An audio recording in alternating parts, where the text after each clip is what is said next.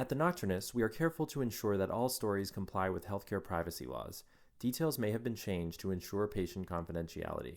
All views expressed are those of the person speaking and not their employer. This episode of The Nocturnists was made possible with the support of the California Medical Association.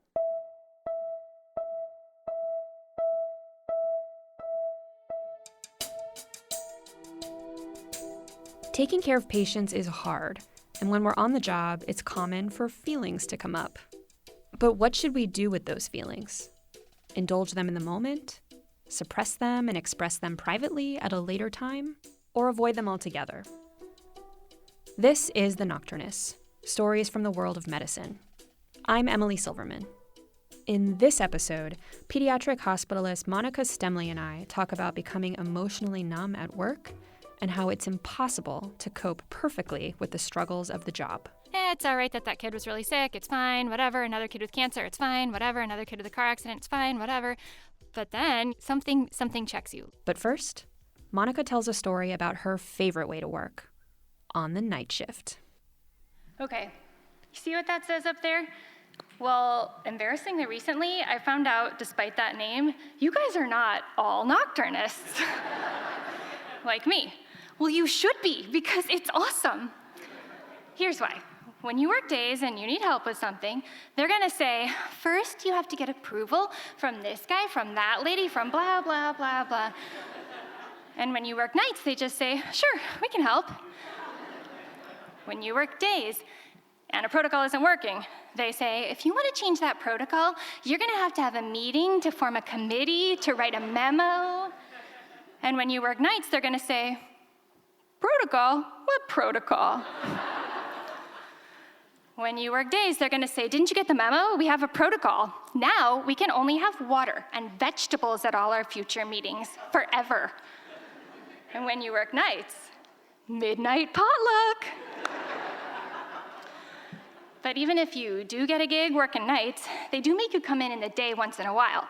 And my once in a while happened to be when we were having an in-service with water and vegetables about a new code. So you guys have the same codes in every hospital, right?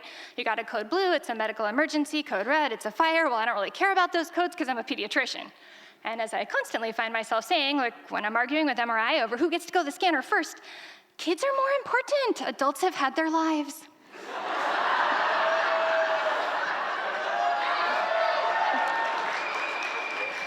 So I really only care about the code white, which is a pediatric emergency. Well, this was a new code, the code Lavender.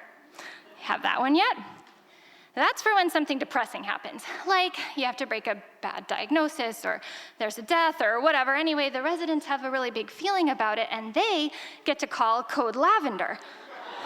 Yeah, they get to go in a room. They get to be nice and quiet. They get to have milk and cookies. They get to talk about their really big feeling, and we attendings get to hold the resident pagers. Yeah. I could not wait to tell my friends, the night shift nurses, about this, so I popped my head into the break room where, midnight potluck. It's the usual mix of things you would not normally eat together. We got Filipino egg rolls, Mexican lasagna, cupcakes of a really unnatural color. But before I can eat, there's an overhead call. There's a code white in the ER in 5 minutes. So I rush down to the ER, and I get there before the patient, but after the trauma surgeon. Now, you don't go into trauma surgery because you want bad things to happen to people, especially kids, but you do go into trauma surgery because if bad things do happen, you want to be the one who's there to do something. So that's my friend, the trauma surgeon, Miss Do Something. So she says, we're having a classic kid car crash.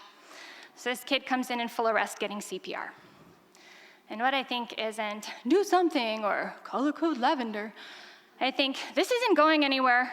Why are we trying? But Miss Do Something's already ordering her team around, do this, do that. And they do get the pulse back, so maybe I should order my team around, do something pediatric related. Like what? Give vaccine advice? This is not a vaccine preventable disease.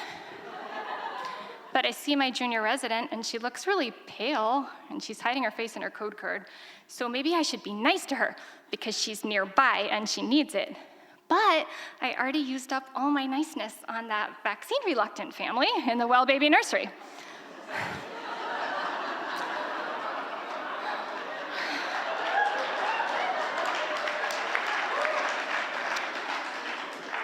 talking that through in the middle of the night can use your niceness up faster than we're going through blood in the massive transfusion protocol. And that is really fast. It's so fast, by the time we move from the trauma bay to the CT scanner, we're already through 6 units of blood. It's only been 20 minutes, or maybe it's 5 units, or maybe it's 8 units. Trauma and ER are sniping at each other about the number, but does the number matter? I don't think so, especially when the neurosurgeon looks in at the scans. I think finally we struck it lucky. He's the most personable of the neurosurgeons. But even though he's locally famous for being the guy in his group most likely to look a family member in the eye, not just to check their pupils, he doesn't. He just takes us aside and says, "What do you want me to talk to the family for? There's nothing for me to do here." So Miss Do Something takes charge of the family instead, and that is worse because she doesn't stop doing. She just unlocks his gurney and starts pushing him toward the elevator, and she shouts to the dad, "I'm gonna take him to the OR, but..." And I am not 100% sure that dad is filling in that ellipsis with the same thing I am filling in that ellipsis with. But as we wheel that still cold, bloody boy past his dad stops us. And he gets right next to his son, and he puts his face next to his son's ear, and he whispers something really private that we are all deeply grateful not to have to hear. And as we push past his grasping hand, I know he has exactly grasped the situation. There is nothing for me to add, and there is nothing for me to do, except help the team push him to the OR, which I do. And as the OR doors shut behind me, I shut him out of my mind. I see other kids. I see a Billy baby. I see a kid with bronchiolitis, but I can't shut out the increasingly frantic overhead calls. We need second anesthesia to the OR. We need second trauma attending to the OR, stat. We need ortho to the OR, stat. We need CT surgery, neurosurgery, everybody to the OR, stat. And then nothing, because there must be nothing left for them to do either. I want to think about anything but that. So I head back to the now somewhat past midnight potluck. The egg rolls are gone. I knew they would be. But the Mexican lasagna is still there, and the cupcakes look mysteriously more appetizing than they did 2 hours ago. I am the opposite of hungry, but I start piling my plate when the phone rings. It's the OR. We're on our way up with that trauma. But how? But before I can ask any questions, the elevator doors open and half the hospital pours out. It went so badly in that OR. The neurosurgeons just stapled the skin shut over his herniating brain, and the trauma surgeons threw towels over whatever they did, and anesthesia gave enough pressors to get him the PICU so his family could see him alive, if you call this alive. There's a lot of family there now, but someone is still missing, the priest. They don't come to the OR, stat. So we start to settle him in, but his mom breaks through our scrum of doctors and nurses, and she takes a look at her boy and she collapses. Keening. It's a real sound, and it's awful. It's so awful. The surgeons flee to go save someone else, and anesthesia was barely there because this kid has had his life, and someone else is more important now. There's nothing left for them to do. But the mom still has things that she needs to do. So you know when you're at a delivery and you wrap that baby in towels and put him on his mom's chest for the first time? Every mom does the same set of things. She smooths that sticky, icky hair, and she memorizes that new, slightly squashed face, and she holds that little hand in one of her fingers. Well, this mom lies on her son's towel-draped chest instead, and she smooths what she can touch of his hair, and she memorizes his new bruised, bloody face. And she holds his cold hands, and she tries to warm them. And I don't want to tell her the bad pressors make your hands cold. And then I don't want to tell her his hands, his feet, his whole sad self is cold because he's gone. He's dead. She knows he's dead. She heard us say the words, but she can't stop crying, and she's begging him to open his eyes. Open your eyes, open your eyes. Just once, just once. Who wants to be in that room? Wouldn't you rather be on a committee or writing a memo? I'm gonna write a memo requiring priests to work nights. And I excuse myself to get started, and I see my junior resident, even paler, frantically paging the priest again. But I snort because he's not gonna answer. He doesn't hear his phone at night. He is not coming. Then I remember I know this because I work nights. Working nights means workarounds, right? So I call my friend Nancy. She's a nurse on another unit, and she's also a spiritual care volunteer. So she keeps holy water and a prayer book in her locker, and she's there in 2 minutes. Back on Nancy's unit, other nurses cover her patients, skip their breaks, and don't tell me what protocols they violate because they're night shift nurses, and they just say, sure, we can help. Nancy comes to the PICU, and we doctors sneak out to chart or check on other patients, and Nancy walks into that worst of all possible worlds. And she whispers something in the mom's ear, and like magic, Mom stops crying, and she backs off the bed, and with words hundreds of years old, Mom and Nancy start to pray. And the rest of the family joins hands and joins in. We doctors stand outside that charmed circle. We're too intellectual to be religious. We're using the latest, more up-to-date coping strategies. But I can't call it Code Lavender because I am the attending. I can do paperwork. I can call the organ donor network with possibly the worst phone tree in the whole world. Press 1 if your patient has a pulse. Otherwise, please hold.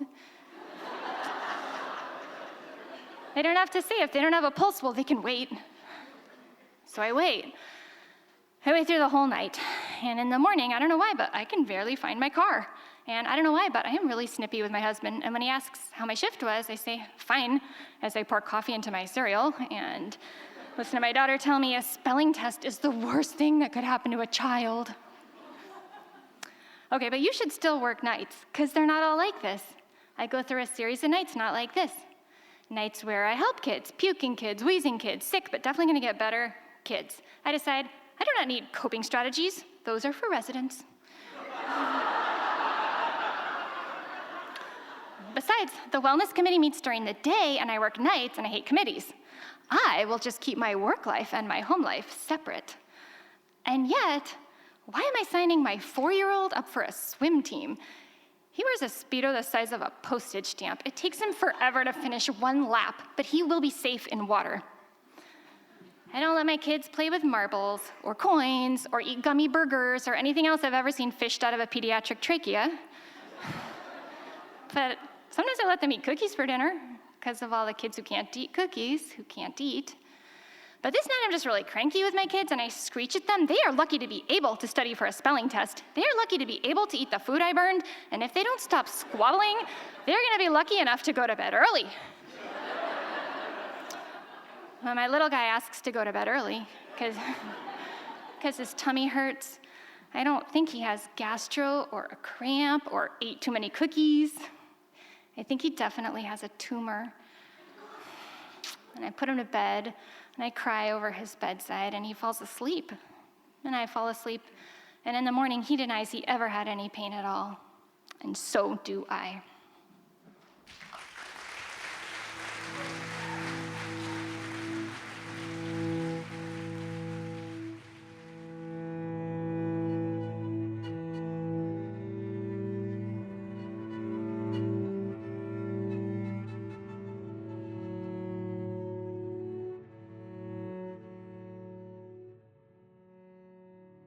So I am sitting here with Monica Stemmle. Thanks so much, Monica, for coming in.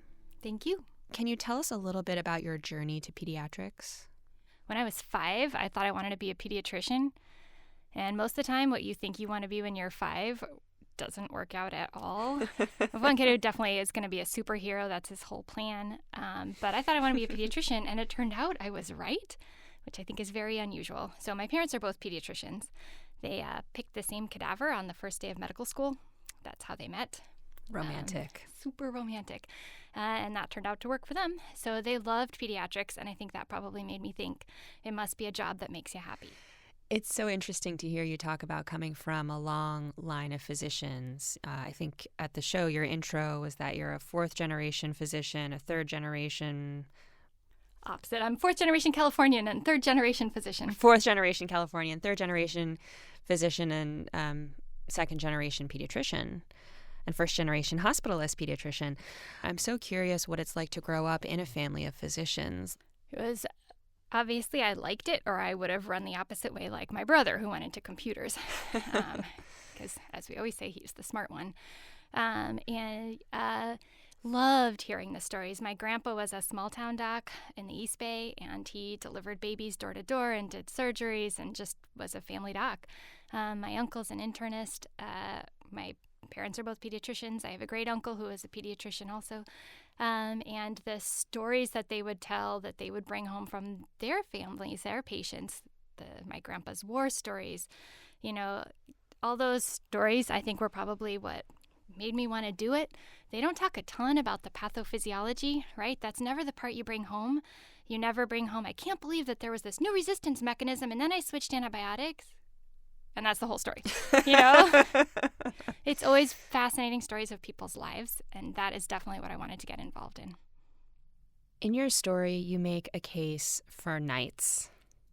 You say it's better food, more flexibility, less bureaucracy, less bullshit. There's a sort of looseness to the work, like you're kind of in the outback. But for me, nights really wreak havoc on my circadian rhythm. So I'm wondering, how does working at night change your waking life? So it affects my waking life in that I'm lucky enough, I'm a doctor, not a nurse, so I don't have to work the exact night shift, the 11p to 7a. I don't have to do that. I can do more extended shifts. So I can either do 16s or 24s, so I can binge work. And I love that. Binge working is the best. I go to work fewer times, and then I knock out more hours, and then there's fewer transitions from being a wife, a mom, school, being on the playground, and then switching over to being leader of a medical team, just something different being at work. There are fewer transitions. So I find that it gives my waking hours more time to be all the way into my home self. How does your mind and body feel at hour 24? I think that almost everybody circadianly does get a burst of energy first thing in the morning, right? So when the shift is ending, the lights are turning on, you're firing up the coffee maker, the day shift is coming in with their day shift energy, and I find that the end is actually easy. It's 4 a.m. You probably remember from nights, 4 a.m., right? 4 a.m. is where you get the bad call from the ER. Nothing good happens at 4 a.m. 4 a.m., the patient who is okay starts to fall off a cliff. 4 a.m., the thing that you thought might get the kid through till the morning when fresher minds would show up just is no longer temporizing. I find 4 o'clock harder than the last hour. I wanted to ask you about being a pediatrician while also being a parent. I think you can kind of go two ways on that one. Firstly, I'm a hospital pediatrician, so I mainly see really sick people. So any minor complaints that my kids bring to me, I tend to completely ignore 100%. It's very hard for them to get a day off school. Because I always say, I saw somebody 10 times as sick as you, and so you are going to school. I don't care, it looks like a lot of blood to you. That's not a lot of blood. That's like 3 tablespoons. You're going to be fine.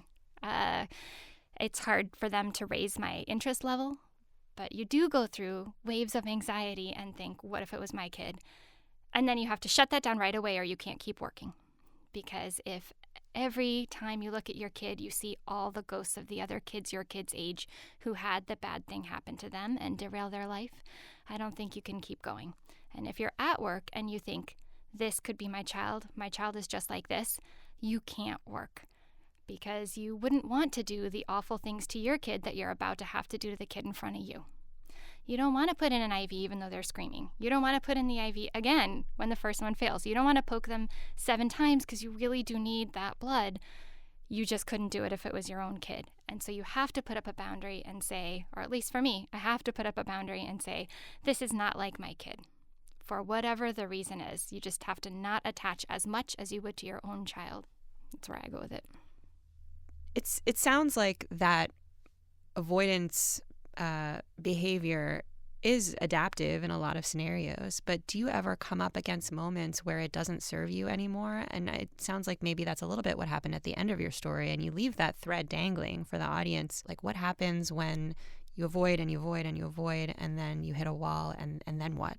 Yeah, and then sometimes it comes out in very not pretty ways. You yell at your kids, you yell at your spouse, you yell at your coworkers. You don't treat families like they should be treated.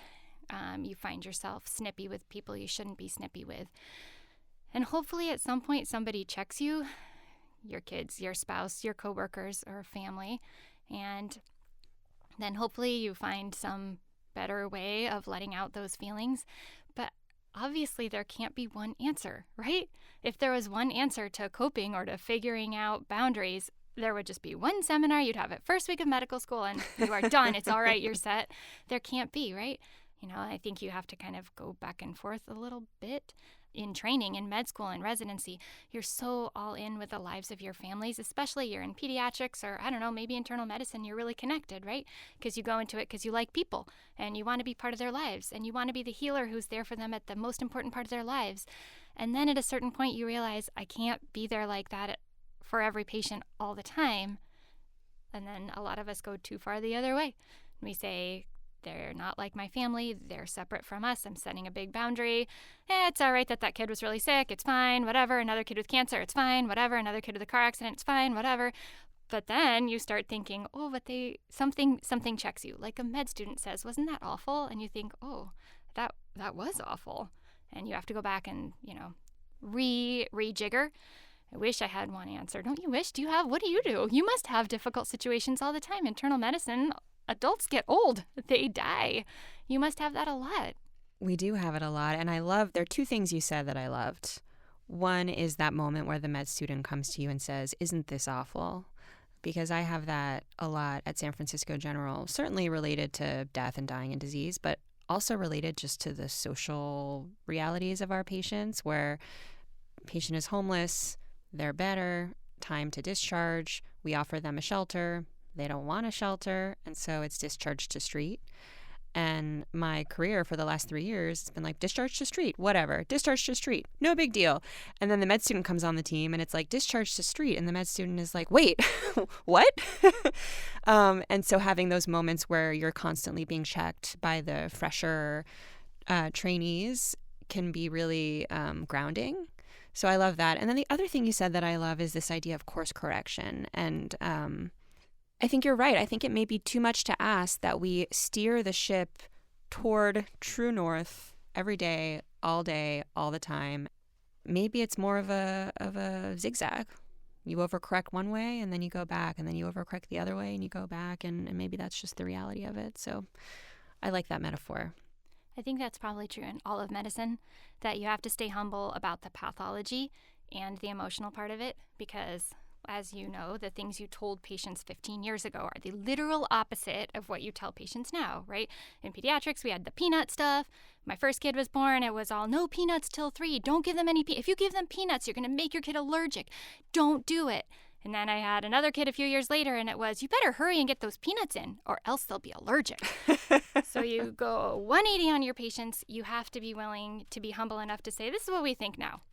This may not be right. And you probably have to tell your trainees the same thing. This is what I'm doing now to cope. But what I do in 5 years might be different. What I do in 5 days might be different.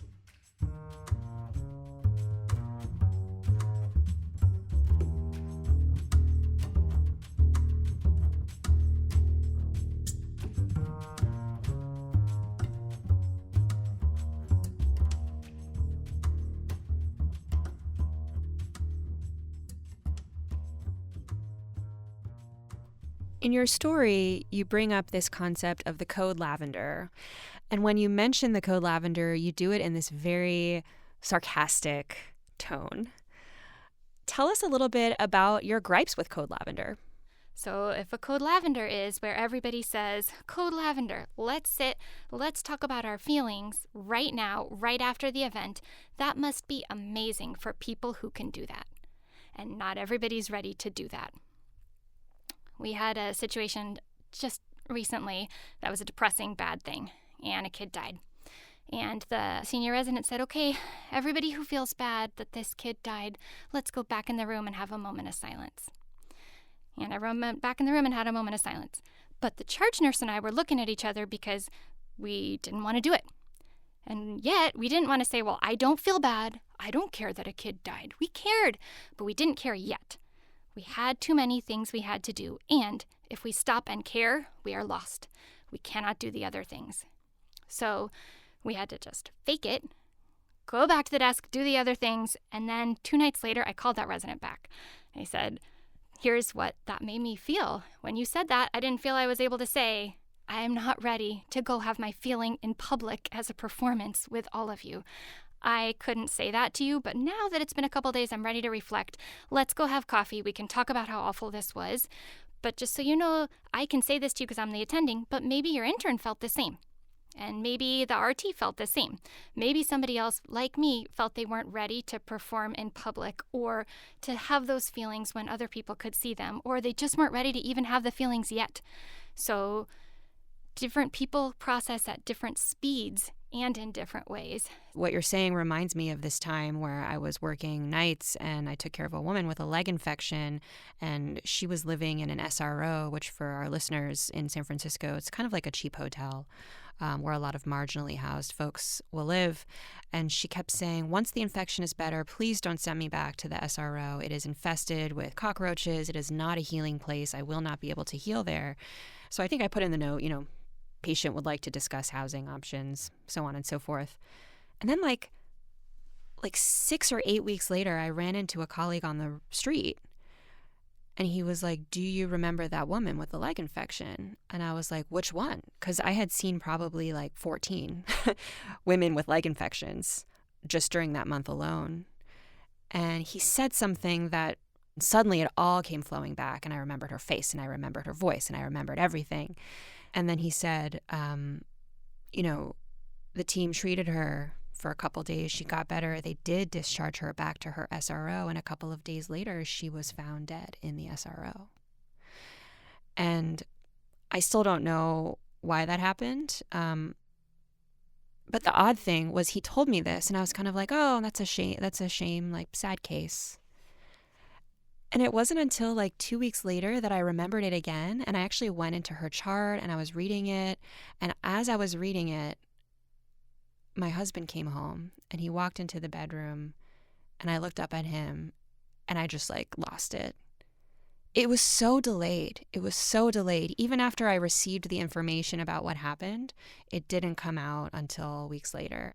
Yeah, I think you have to be at a time and a place where it's safe to let out the feelings. And work doesn't always feel like that. Even if people, we're in pediatrics, we care a lot about feelings and we care a lot about kids. And so it's not that it's, all toughness based and that's why. It's not that. Just even with all of that having been said, the goal is still to make kids better, not to feel your feelings. You're not there to make you feel better. You're there to make them feel better. So work isn't always where you can get it out, right? So sometimes it's got to be somewhere else that feels safer. And it does sometimes have to be on a delay because maybe your brain isn't ready to take in how awful that is all at once. It's probably got to be minute after minute of thinking through how awful it would be to live in an SRO and how lucky we are and how little it's by our own effort. And I'm sure that the crying about that one case wasn't that one case. Like you said, you had 14 women with leg infections. You can't stop with every one of the 14 and immediately feel that the social determinants of health that are outside of our control, or that at least I perceive to be largely outside my control. I can't stop and think how awful all of that is. Every single patient. How is that going to move me forward? So we were talking a little bit before about how your husband is not in medicine and my husband isn't either. And you were saying how your husband doesn't like to hear the sad stories. And I was just wondering if you could tell me a little bit more about that. Yeah, I knew it would be tough for him. When I was in med school, it was okay. And then I went to residency, and I did obviously residency in pediatrics. And the stories felt a lot sadder because they're kids. And about halfway through, I was on oncology. Pediatric oncology. Let that sink in for a sec, right? That's an awful rotation period, and plus it was a double block, so it was extra long. So halfway through it, it was Hanukkah, and my husband came to light candles with me. And when he came into our little break room, and he was just ashen. And he said, I was in the hallway, and I saw this kid in a wagon, and she's so pale, and she's a toddler, and she's bald, and I think she might have cancer. And I was like, what? How do you not understand that for the last 4 weeks, all my patients have cancer? I'm on the oncology rotation because they all have cancer, and I'm in pediatrics. So 100% of them are kids with cancer. And he just couldn't say another word. That was it. We lit candles, he went home, and since then, I try to limit the awfulness that I dump on him. There have to be other people in my life for that, because that can't be him. He cares a lot about kids. He loves kids. We have 3 kids. And that can't be something that he takes in, all of that. He didn't sign up for that. Like, I chose pediatrics. He chose research. So he does research. He didn't choose this. So why should he have to deal with, my emotional trauma? That's not his area. Who do you share it with? I came to the Nocturnist. That was like last week. You don't remember that?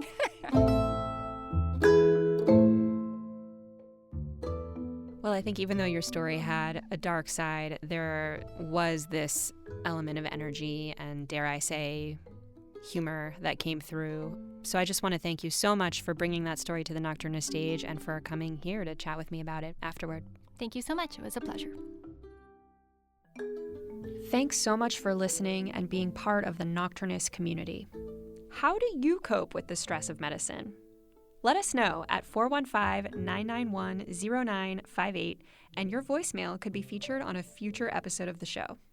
We are a grassroots organization and produce this show as a passion project, so we really rely on audience support to make our continuing work possible. If you like what you hear, please go to our website and click Donate. It would mean the world to us. If you or your organization is interested in supporting our podcast through sponsorship, or if you're interested in having our team produce a live show in your town, please contact us through our website, thenocturnists.com. The Nocturnist is made possible by the California Medical Association, an organization that's done so much great work with medical student loan forgiveness, supporting primary care residency programs, and really keeping the doctor-patient relationship at the center of medicine. Learn more about them in the show notes. I want to thank our executive producer, Allie Block, our head of story development, Adelaide Papazzolo, our podcast producer, Liza Veal, sound engineer, Alberto Hernandez, and our communications director, Chloe Lassard. Our original artwork is by Lindsay Mound, and our original theme song is by Yosef Monroe. All other music is from Blue Dot Sessions. Please subscribe, rate, and review our show on Apple Podcasts. It really helps other people find us. And of course, spread the word to your friends, family, colleagues, maybe even your own doctor, or whoever else you think might enjoy these stories and conversations. Until next week, we are the Nocturnists.